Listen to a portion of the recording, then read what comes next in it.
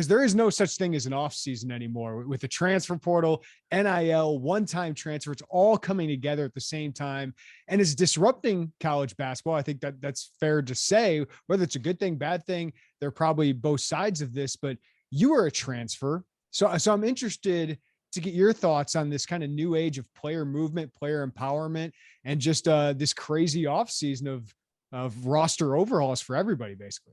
Yeah, maybe I was a transfer, so maybe I can't talk with quite the, I got a bias there, maybe.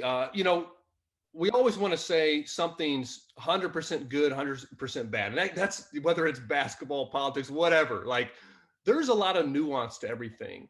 And I'm for the ability for players to be able to move and go where they want. And you're talking about young people, you're talking about what's the goal of college, and to get an education, to grow, to be able to be a positive contributor to a society. But it doesn't seem like what's going on now is best for the game, best for players. I don't know the right answer. This is a year-round thing. I mean, it's crazy. But I think those who embrace it, those who take it for what it is and make the most of it, and there's some good in it from the standpoint of, Jeremy, coaches got to be more accountable now. Coaches for a long, long time, they could say whatever they want, they could do whatever they want, and they could push certain players out of the program when they wanted to. And that's kind of that's been the nature of the beast. Now players have a lot more leverage.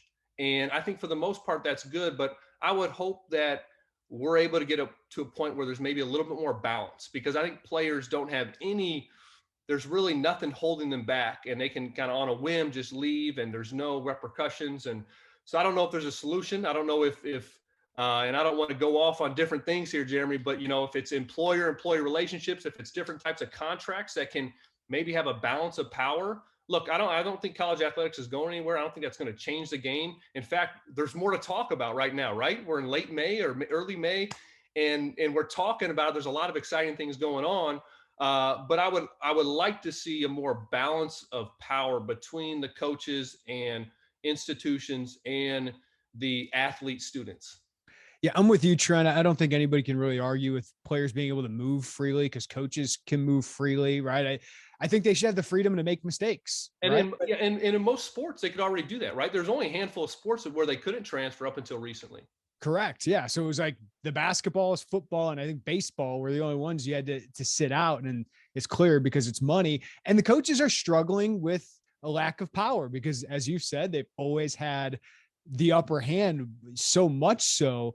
But now is it balanced, out of balance because the players have so much? I don't know. I don't know what the right answers are, but I do think it's a problem when 40% of guys are entering the transfer portal and not finding a home. Like I think the education of the players need to get caught up to that, and maybe it balances each other out. Maybe it doesn't, but I don't have the answers for it either. But I do think at some point, does it swing back?